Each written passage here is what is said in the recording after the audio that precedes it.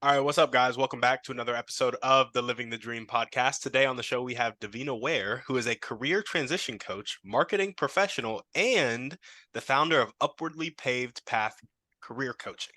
Davina, how you doing? I'm doing excellent. Glad to be here.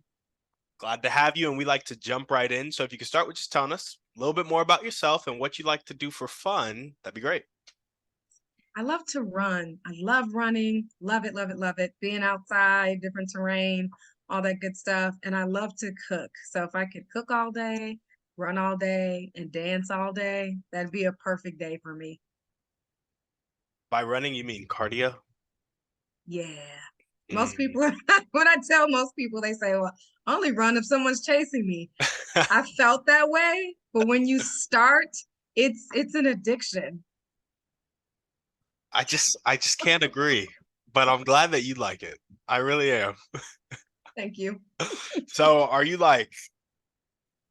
you like to run a lot, or do you go for like a mile or two, three or four? Or are you going 10, 12, 15 every day? I normally do one long run a week.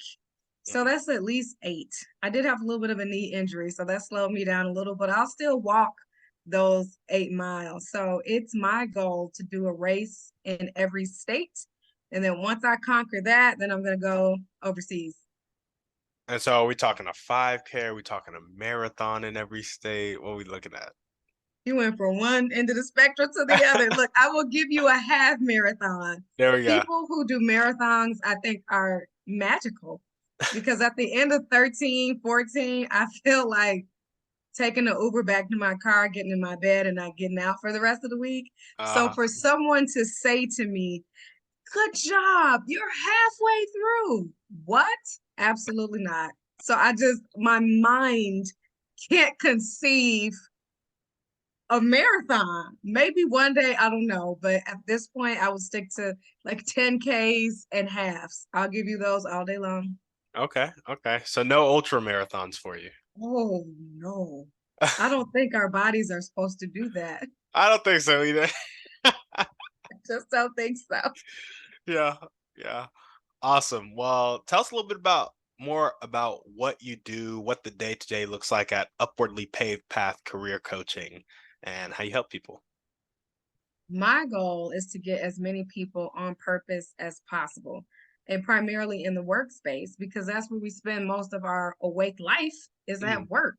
So it's important, A, that you enjoy that, but B, that you're planting seeds that will harvest in your future and the futures of other people around you. So I really get to the nitty gritty. I try to get to the root of what's keeping people in stagnant situations. Most people I know, a lot of millennials and even older generations have just kind of accepted that, hey, I'm just going to do this for like 40 years and then retire. I'm like, what? No, no, no, and no. So I'm that person that will come in and disrupt a little bit that sense of that mindset, that sense of thinking to say, we have got to shift some things because you are here for a reason. You have gifts and talents that are supposed to be used to serve your fellow man. And then by opening yourself up to that, people get to serve you with your gifts and talents. So I just work with people to unlock the subconscious, to really get them purpose minded, and also to think about what that looks like in a uh, personal brand, right? We're all walking billboards for ourselves. yeah. So it behooves you to be intentional about that billboard, because if you're not intentional, it just looks like a whole bunch of stuff thrown together. And then people are like, who's that? What do you do? What's that? So hone in on focusing on what your purpose is and how you present that in a way that captures what solutions you provide. If that Mm. makes sense. Yeah, yeah. No, that makes perfect sense. It's it seems like it would be a really simple thing to do, but you really have to think through it and reiterate because how you communicate it to people, it can be received differently for different people. And so you also kind of have to know, I mean, I know you help people career transition, so maybe it's not necessarily business focused all the time, but I think some of the times it will be. And you have to kind of know who you're talking to, like your ideal client, or just your ideal person in your environment that you're communicating it to. Because if you don't and you don't know how they hear it, it's really hard to communicate it. So you might think you're saying it perfectly, but I Oh, completely get why that's a focus for you. oh, completely on both the personal side and on the business side. I'm a marketer, so I look at everything through that lens. But also for leaders, a lot of times leaders miss it in terms of how they lead their teams because they aren't communicating in the way that people need to hear it. Leadership isn't some title that's just bestowed upon you as some honor. There's work to it. There's responsibility. There's accountability that comes with it. And a lot of the reasons why many of us are struggling in the workplace is due to the leadership. It may not be intentional, it may not be malicious, but leaders also need to have an understanding of how people move. We've got to communicate differently with different people. You've got to know the brand of the folks on your team and figure out how to use all of those brand elements, so to speak, to move forward to meet a company's goals. But if the leader is on an ego trip or hiding in the office away from everybody, then the world is falling apart. They're like, well, good luck with that, you know? Yeah. So that's a huge part of it as well, is the leadership development and helping corporate or organizations create a space where these wonderfully branded professionals can invest their talents for the long term. So a lot of people are leaving because they're like, oh, I can't leave my skills here. Let me go somewhere where I'll be more appreciated. Well, if companies just made a few tweaks, then it could really be a positive equation to create careers on purpose. And then corporate wouldn't be this big, bad, scary monster that everybody is running away from to survive. Yeah. Yeah. I got you. Well, tell us a little bit more about your motivation. What really gets you up and keeps you going every day? Ooh, great question. Um, I'm gonna say I've been in that space, right, where you wake up every day. They call it the quarter life crisis. So it's a thing. There's books on it. I promise you, it's a thing.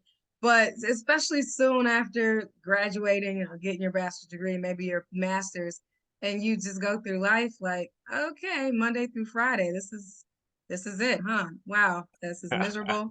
I hate life, and I've got 40 years of this.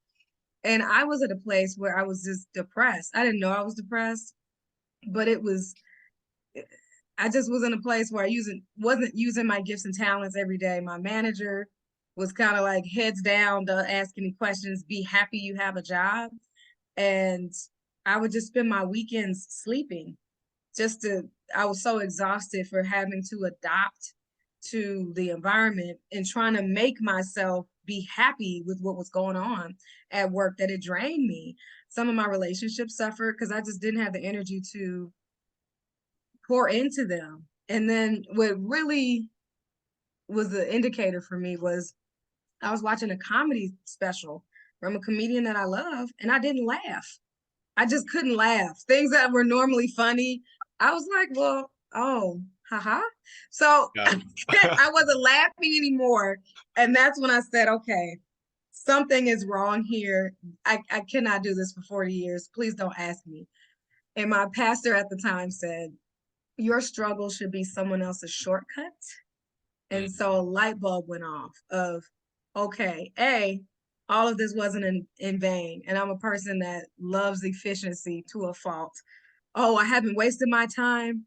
Thank you, because that would bother me.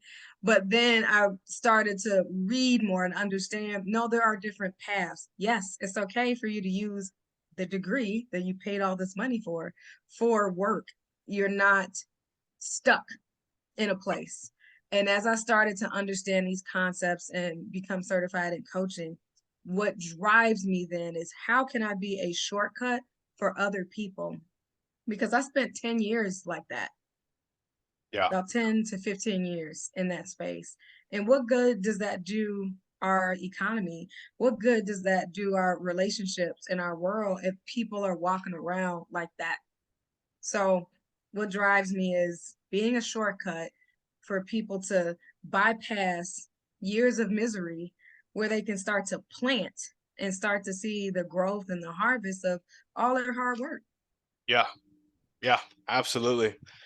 I like that being a shortcut for other people after coming out of that quarter life crisis, if you will. Yes. Yes, yes, yes. It's good that you didn't wait till midlife to have the crisis. I think I might be able to bypass that now. Yeah. I don't normally it's not both. I'm like, I think I'm gonna bypass the midlife because I went through the quarter life. So I think I'm good. Yeah. Yeah. Absolutely. That's awesome. Well, let's jump into dreams and goals. You really want to be a shortcut for people, but let's get kind of your specific vision of where you see your business going and where you see your life going. Yeah, so the next big thing for me is speaking. If I don't do anything else well or right, it's speaking. So, being able to impact more people outside of my sphere of influence. So, working with small businesses, working with large corporations and their HR departments, their marketing departments, to just start to turn those things around.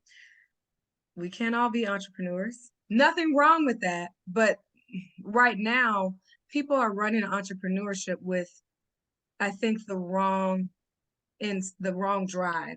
They like, I hate my job. I need to become an entrepreneur. You won't survive like that.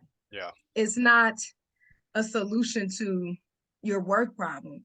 You're an entrepreneur because you have the grit for it. You have something to offer, and that it's a baby that you birth that you will make sure you see through its life cycle, as opposed to like, oh, I get to set my own hours. Okay, babe, back up, back up.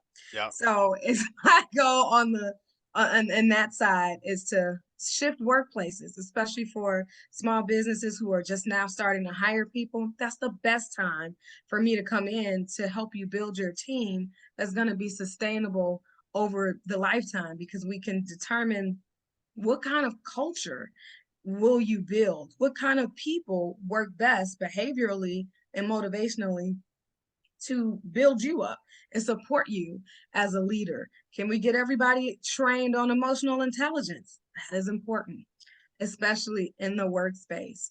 So, speaking, training, going in and kind of unclipping some of these dead things, if you will, within these spaces, but also helping the smaller guys, both on the marketing side and on the hiring, recruiting side as well. So speaking, traveling, and fixing in a nutshell. I gotcha.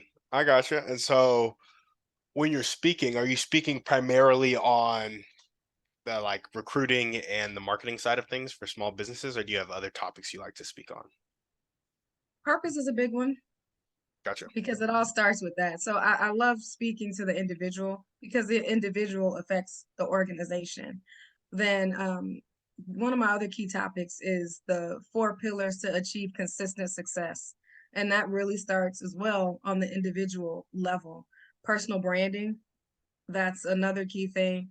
Also, I'm sure the word empath gets thrown around like goodness. Is almost watered down now. However, it still has weight and meaning, especially for leaders. So, what's one thing that I teach and talk about is how to incorporate empathy in your leadership style so that you can have better working relationships with your team and people don't resent you and then hate you when it really could have been a great experience. Most people leave managers, not companies. Yeah. Yeah. Absolutely. So you like to Yeah. speak on purpose, personal branding, and that's more for the individual. 4 pillars of consistent success also kind of starts with the individual, but then the empathy and leadership, still the individual, but more in a corporate setting. Yes, yes, as well as hiring, um, and then like the interpersonal stuff. So how can we have better communication? How can we spot our different motivators and work together as a team? Emotional intelligence. So those things as well, more on the Yeah. leader corporate side. I gotcha. I gotcha. And so when you're thinking about going into these corporations, helping them with leadership, helping them with the soft skills, do you want to focus on organizations that are maybe 3 to 4 employees and are looking to scale? Or do you want to go into an organization that has 30 to 40 employees, is kind of a mess, and needs some fixing? Which would you prefer?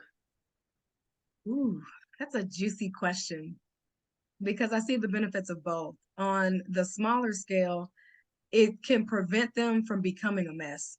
And we know for startups, you need all the support and good flow that you can get in order to not tank within Yeah, 5 years.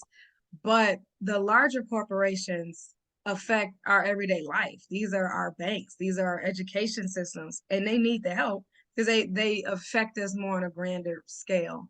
So my heart goes to both of them, but I think I could have the biggest impact with these larger corporations because I'm thinking about our generation and I'm thinking about the next generation, and people are running from these places, but someone's got to work at the bank, someone's got to work at the educational institution.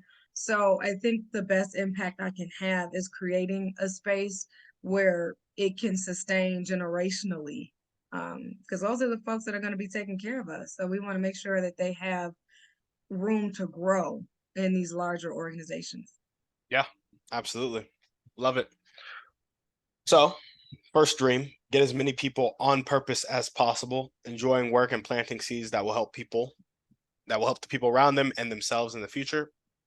You want to Yep. speak on purpose, personal branding, empathy and leadership, 4 pillars of consistent success, and just kind of impact people outside of your sphere of influence. And then working with corporations to really turn the work environment around. Yes, exactly that. Any other dreams or goals that you want to chat about before we move on? Aside from running, um, Definitely not running. No, I'm just kidding. no, I mean, those are the hits. Sounds good. Sounds good. And we'll also add the race in every state. Yes, We'll yes. add that too. Thank you. I appreciate that. And we'll add a backup dancer for Janet Jackson. Yes, I just one tour, even not even a whole tour, like half a tour. I'd be Yeah, good with that. sounds good. Sounds good. Alrighty. What are the top 1 to 2 skills that you need to develop right now to make some of these dreams and goals come true? That's a good one. I think one of them, it might be the opposite of your question, but so I recently found out that I was a perfectionist. Okay. Didn't know. And I'm starting to see how it's affected different pockets in life. So, one of those skills I would say is being empathetic to myself. Super easy for me to be empathetic towards other people. And honestly, that's what I call my superpower, and helping the people I help because I get in the boat with you to help you roll to the other side. But for myself, I had pigeonholed myself in a way where I didn't feel like I could make a mistake. So with some things I'd become rigid. But now I'm more so going with the flow, asking questions and not being afraid to make a mistake. And for the kinds of people who don't really allow that, I don't let it affect me as much anymore. I think your purpose opens up doors for you. So as long as you're working in that space, even if you fall, even if you mess up, that doesn't mean that all of the doors are closed with Yep. that. The other thing is nobody believes me, but I'm an introvert that likes to peek out sometimes, an extrovert for a little bit, and then go back into my cave. Yeah. But networking is very important in the work that I do. So, and networking is a skill. And for those who are introverts, there's a way you can approach it where it doesn't feel like I rather jump off a cliff than to go to this networking event.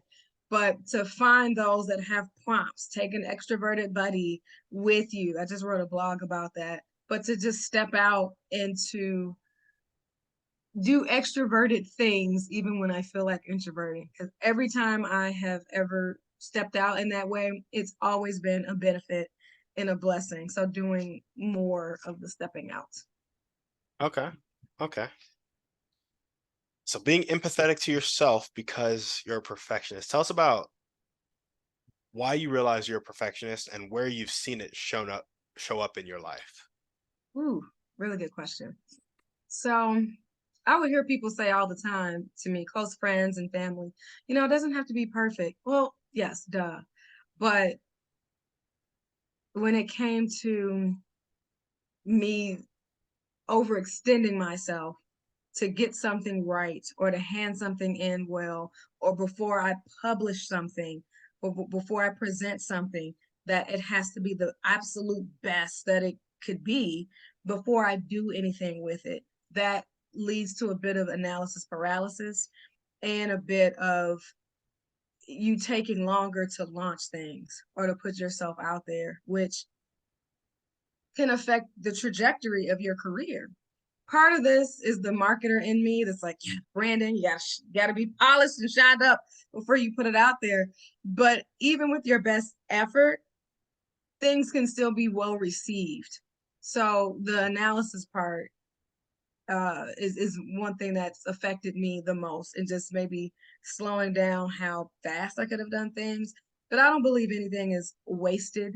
So in this time where I maybe was overdoing things, I learned a lot. And I also know how to extend that grace to other people.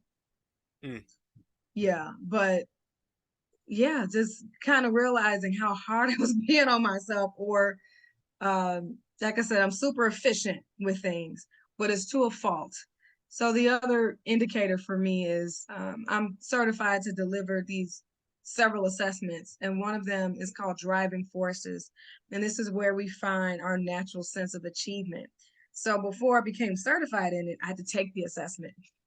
And in black and white, it tells you that my resourcefulness is like 99 out of 100.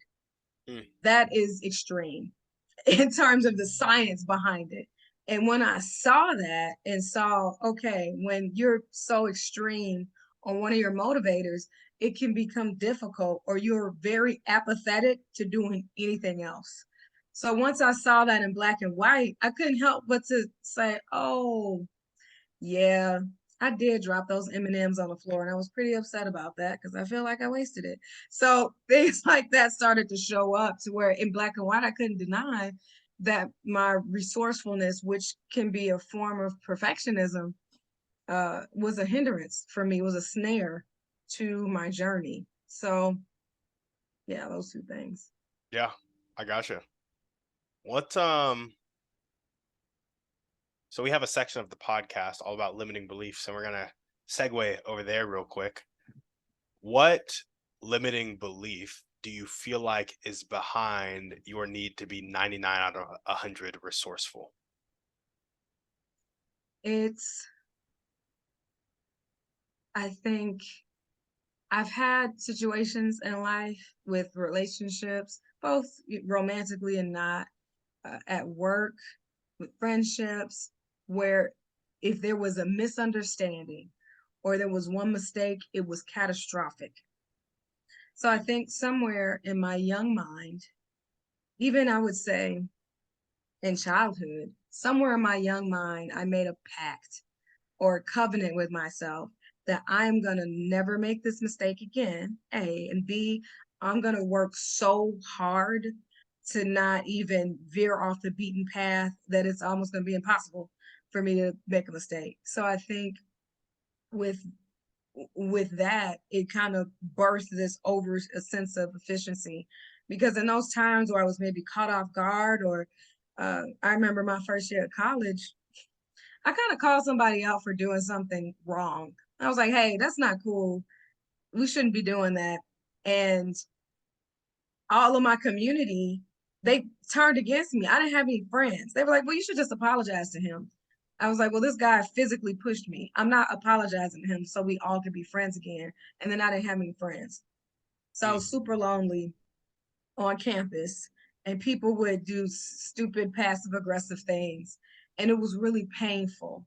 So in situations like that, I just made a pact. Who wants to feel that kind of pain or loneliness? And at the time, I didn't really have a mentor. I didn't have someone talking with me through this to say, well, they're young and immature. Nothing was telling me the opposite, that you were not wrong. I didn't have that other voice. And so as a result, I just tried really hard to not feel that pain again because it's a loss of control. Essentially, that's the root of perfectionism is feeling like you need to control things because something happened that was so far out of your control. Now you're just out here floating. So with that, I think that was the driver behind it. But now I'm just starting to appreciate myself and my own little quirks and idiosyncrasies and oh shucks, I burnt up the bacon. Well, that's okay.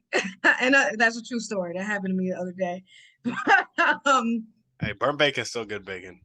it is, especially if you crumble it up right, then you're all Yeah, good. yeah. But it so giving grace to myself and starting to realize it's okay. I'm not a malicious person. I mean well. We all fall. I think they said, was it Einstein? No, it was it Thomas Edison? One of them. It took them like 300 or 400 tries to create the thing we still use today. Oh, the light bulb. Yeah, The light bulbs. It was Edison then. Okay. yeah. And I think It might have been Ben Franklin. Ben Franklin. Oh, terrible. I'm terrible at history. Okay. Um, but there was no, the thing with Einstein is I think he was considered slow or retarded. And Yes, I'm he saying was. Yeah, retarded because that's what they used at that time. yeah, And he was a genius. yeah. So I've just learned to embrace those things in myself, whether other people do or not. I just have more not pity for them, but it just helps me to see some of the disparities in other people's behaviors and thinking. And then I don't take that on. So what happened, my experience in college, that was them. I didn't have to take that on and carry that with me through life. So just learning boundaries, what's mine and my mistakes, what's other people's thoughts and behaviors that I can see it for what it is, but I don't have to take it. And so I don't now. So I breathe a lot easier. I sleep a lot better because I just embraced myself, you know? I got you. I Mm-hmm. got you. If you had to put the belief that was underlying that pact into a sentence, because you had an experience, you felt some emotion, you made a pact with yourself. That was like actions, feelings, and experience. The Yeah. belief phrase behind it would be like, I, at that point, I believed that I needed to be perfect to be loved. I needed to not mess up so that people didn't abandon me. Like, what was the belief statement that you think was underlying all that? Hmm. It might be an amalgamation of the both of the things you said. Is if I don't make a mistake, I won't be rejected, I won't be ridiculed, and I'll fit in. Mm, I'll fit in to the flow. I won't be alienated. yeah. But again, I think the first time I had something like that happen, I was 12 that I can remember. So fitting in when you're 12 is very important. Yeah. But now I'm learning it feels good to go against the grain. The Yes. leaders and the people are people that we learn from, that we listen to, that break barriers and boundaries. These are people who sometimes walk alone. Yeah. But back then, I thought that was the worst thing that could happen. So it was that sense of not being alienated, uh, not feeling like the consequences of my actions are irredeemable. Yeah. Yeah. Yeah. I feel that. Thanks for sharing. Mm-hmm. Cool. Well, we're gonna jump back to our questions about dreams and goals now, and then we'll round back up with limiting beliefs at the end. But so being empathetic to yourself because because you used to be a perfectionist. We've kind of talked on that one pretty in depth. Let's go to the networking now. What does that look like on a day-to-day basis, developing that skill? I heard you mention taking an extroverted buddy to stuff with you.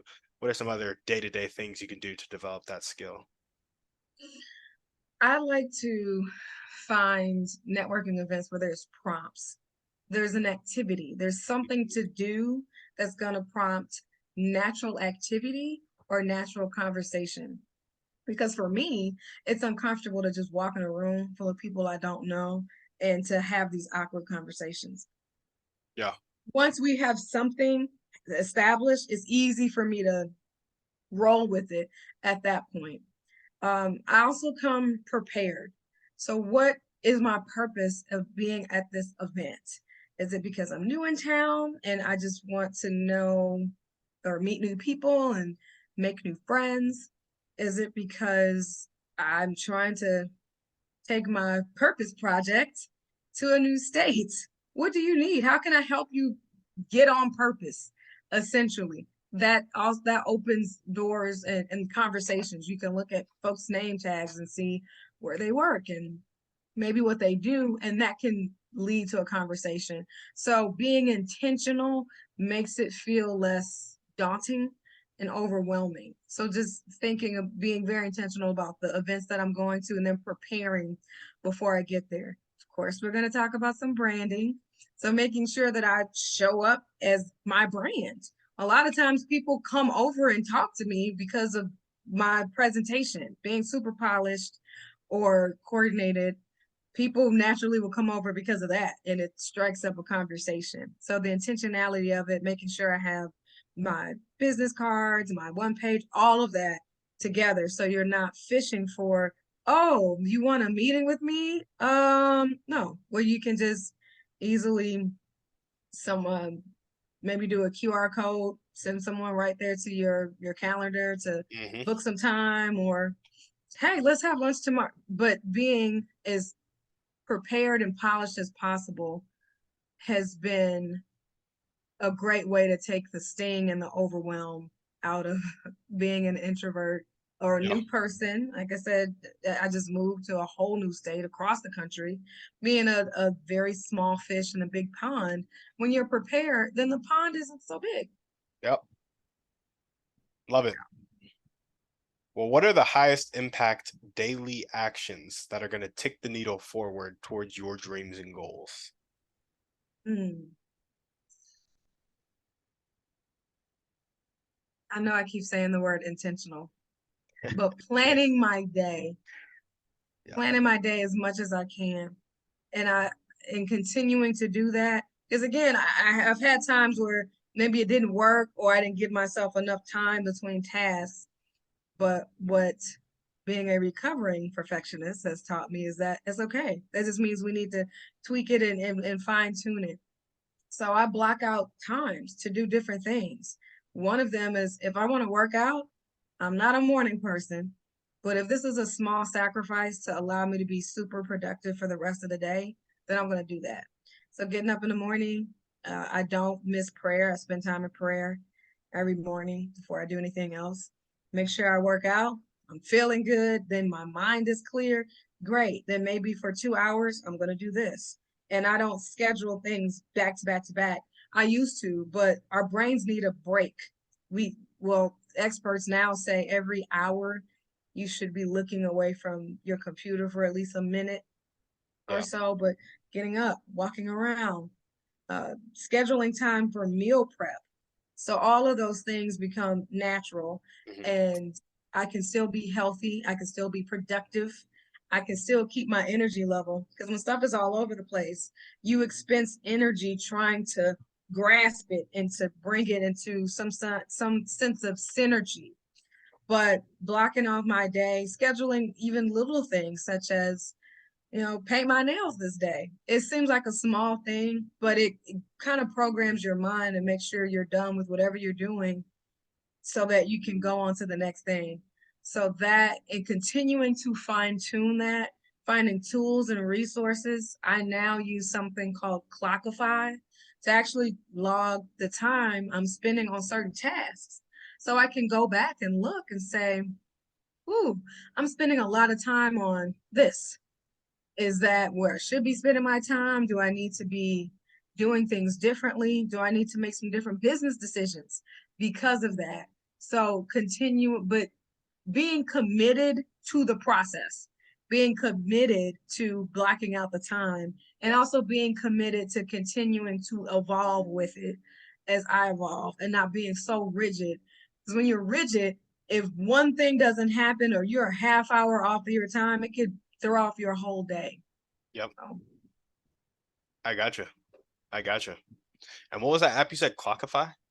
Clockify, yes. It's just a time blocking kind of app. Yeah, so you can put in different types of tasks and put, okay, for 2 hours I did this. So there's lots of cool features that you can do with it. It's similar to if you were working an hourly job and you're kind of punching in and out, or if you have to put or delineate your tasks, it's similar to that, but you're just doing it for yourself. Yeah, I got you. Hmm. I got you. Cool. So planning your day, giving yourself time between tasks. Is there a number one thing that you need to prioritize every day when you're planning your day, or does that shift up from day to day? Aside from prayer and working out, what I found, because I have my hands in different pots. So what I was doing at first was like at least 2 hour time blocks for the different projects I was working on. But some things may need more attention that day. So now I'm shifting into maybe one day I spend 4 hours on this thing. Great. That means I when you do that, your brain focuses for those 4 hours on that thing. You get so much done. So that means the next day I can spend 4 hours on another task and I don't have to spend as much time as the one that I did the day before. So blocking off enough time where you're not switching between so many tasks in a day, I have found I've just gotten way much more done. Yeah, I got Yeah. you. And what character trait do you most need to develop right now to make your dream life come true?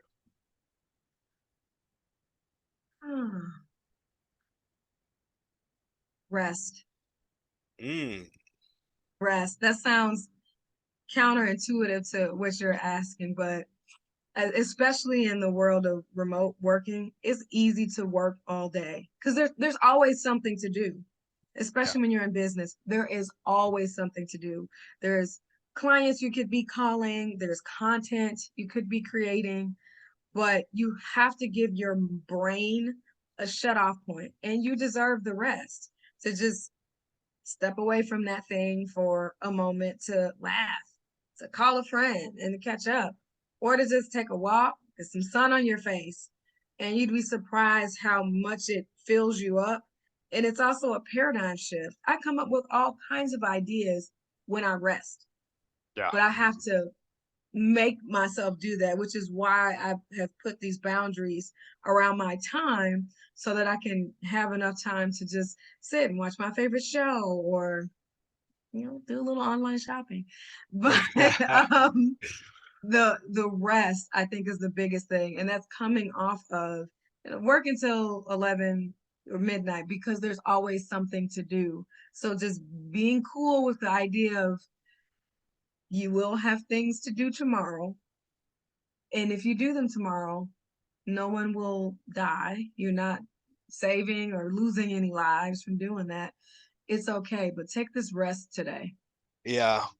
Something that's interesting about business is that a lot of people get into entrepreneurship, and in the beginning, you just really probably have to hustle a little bit because it's just you, and you're doing a lot.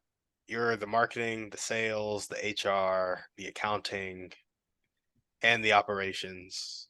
Yes, And you are all the things. it's just a lot, right? And so your head might be spinning a little wild, but that is not how business is meant to work. And a lot of people get stuck there, maybe because they don't make enough revenue to hire, or they might be stuck in kind of an employee mindset and they just gave themselves a harder job with maybe a tougher boss if they're tougher on themselves than another person would be. And it's just interesting. Beautifully said. Yeah, because people don't usually enter business to work 90 hours a week. Like, you're probably entering because you want some sort of freedom, some sort of time back, and you want to be making some sort of impact in a sustainable, consistent manner. And that Right. is not 90 hours per week. It's not that. It's not. Go Yeah. back to work Yeah. if you're gonna do this. Yeah. Uh-huh. Uh-huh. And I like that you said rest because it makes me think of the importance of patience and how patience, I feel like a good rest routine is built on a foundation of patience, or maybe, yeah, because when you're patient, the client can wait until tomorrow, and you have a slower ramp up period for your sales. So if you miss this follow up today, it's not the biggest deal because you're not trying to kill yourself. You're trying to stay in the game, not win the game. Right. Yep. And so I think I really like your rest move because it reminds me of patience and how I like for the longest time. This is so funny. Even with building relationships and networking, I'm a big real estate guy. And you can save up money and take down real estate deals with your own money, or you could network, find people with money, and then use their money to take down deals. Using other people's money will help you scale a lot better and kind of get a lot more out of your time, right? However, it's counterintuitive because you think you want to talk to the people and just be like, hey, give me money now. But you can't do that on the first conversation. You can't do that on the second conversation. No. You might not be able to do it on the fifth or sixth conversation. You might have to know that person for 6 months to a year of consistently talking to them, maybe 2 years of consistently talking to them before they trust you enough to give you the 50, 100, 150,000 that would help you take down that real estate deal. And so it's just interesting how that patience comes into play in so many aspects of life. But so I'm glad you said rest. Yeah, that's a good way of putting it. It's the slow and steady wins the race. Hmm. Yeah. And you got to rest to be steady. Yep. There we go. Well, if there were one or two people you could meet right now, and this could be a specific person or a type of person, then they'd really help you take that next step towards your dreams and goals. Who would they be, and how would they help you?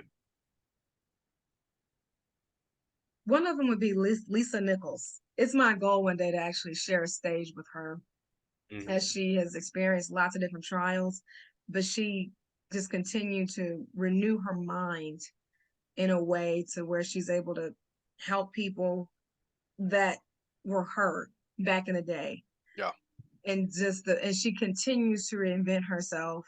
She just the things that have happened in her life from where she started from, and she continues to be humble, and she continues to just grow almost effortlessly.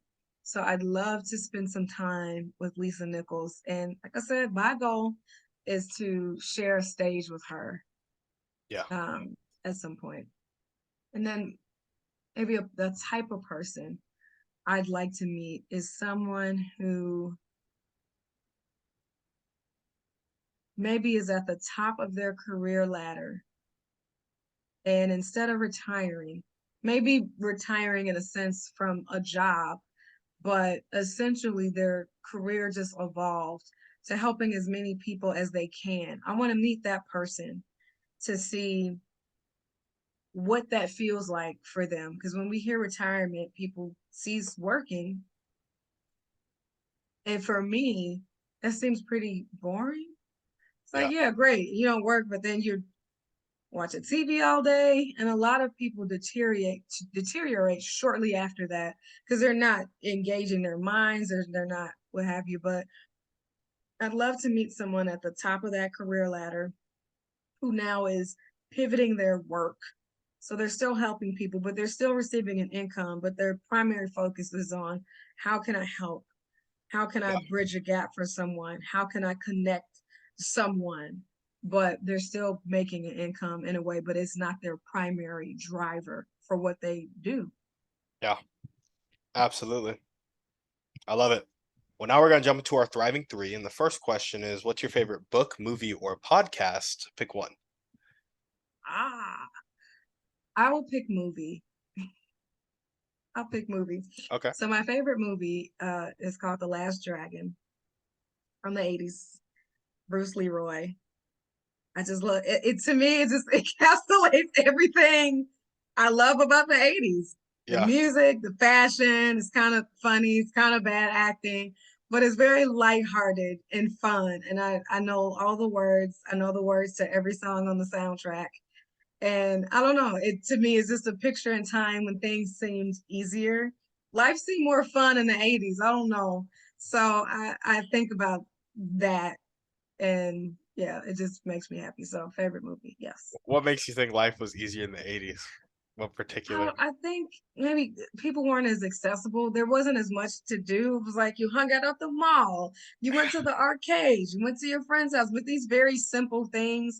You still had people that were more. together, right? That back in the day, people were walking around with the boombox, listening to music. So even listening to music was a communal thing, and now it's more of a singular thing. We all got our, well, now the music is on our phones. We don't even have iPods or things like that anymore. So we, I think, have become What's an iPod? more, No, I'm just right, playing. I'm just playing.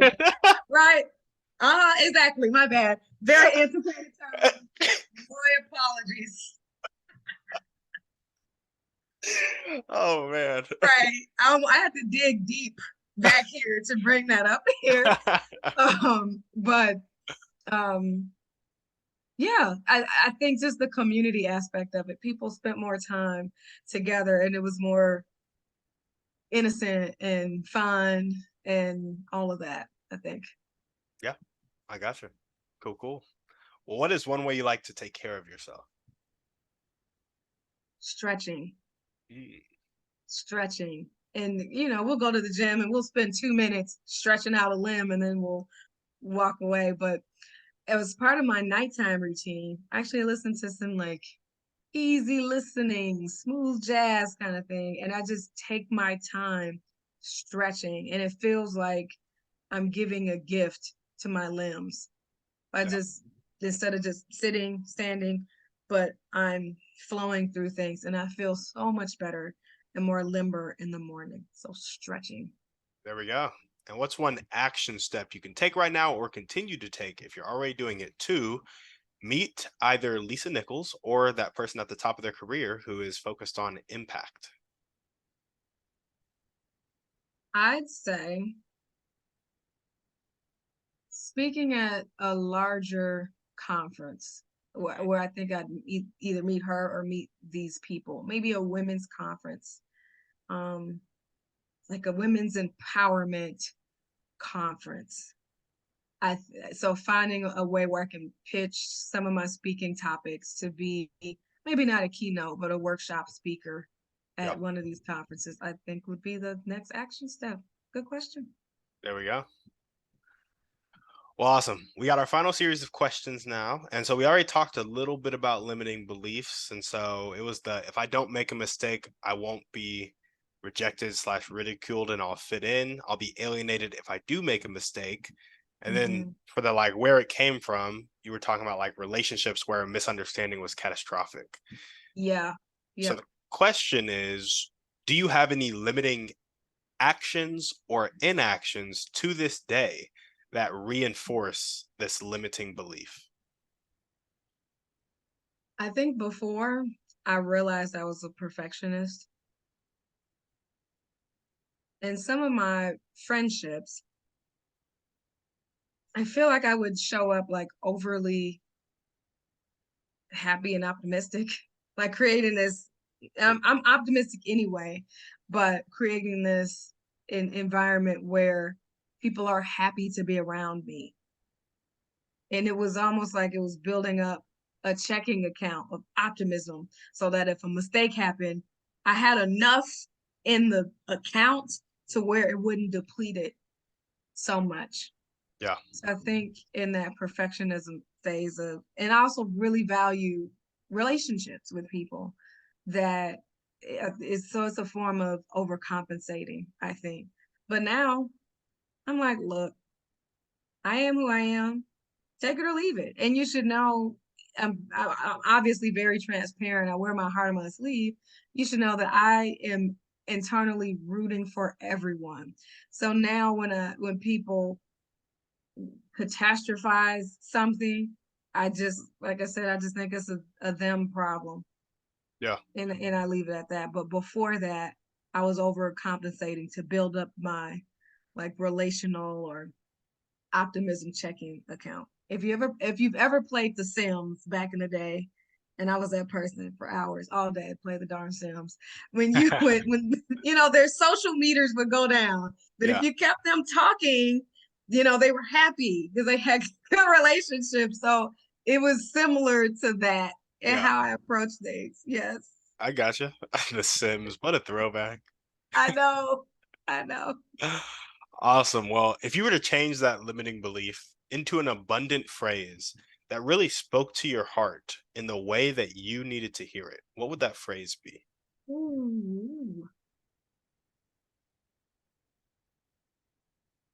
I would say that flaws, quirks, mistakes, and all, you are worthy of the best friendships, the best partnerships, the best opportunities, and that your failures don't block you from receiving those things.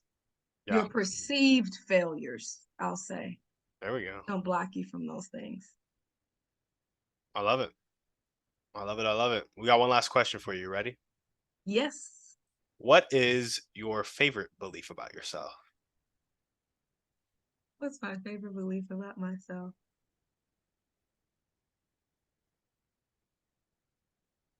So I'm super old school, as you can tell by my favorite movie. I just think it's very endearing to Yeah, appreciate like old school music and maybe some old school fashion, but I think there's wisdom in that. So I believe it's uh what's the word I'm looking for? I feel like it's attractive, an attractive part of myself that I have an old soul, people say. So I think it's quirky, but I think it's endearing and attractive. there we go. There we go. Well, awesome. Davina, is there anything else that you want to chat about before we sign off? But I would just say I feel so good to not put so much pressure on yourself. Even in a space of finances, which when we're talking about business and even just the day and age that we're in, where it's always about getting the bag and then the next rung and the next rung, that I think it creates a sense of a hole that can never be filled. But when you can be in the present and appreciate what you have right now, even if it's not everything you want, but smile at it, appreciate it, and realize that for today, it's enough.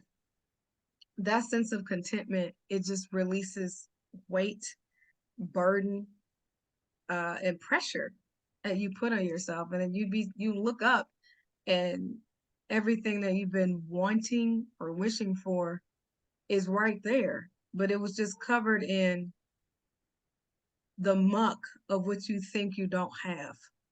Mm, I love it. Yeah. Awesome. Well, thanks so much for coming on the show. Thank you for having me. This was really, really good. Awesome. We love to have you. And if you guys are listening to this, thank you guys so much for watching. The best ways to reach Davina will be down in the show notes. It's a website, right? Yes, that's upwardlypavedpath.com. There we go. That link will be down in the show notes. Thank you guys for watching. We will see you on the next one. And on that note, we're out.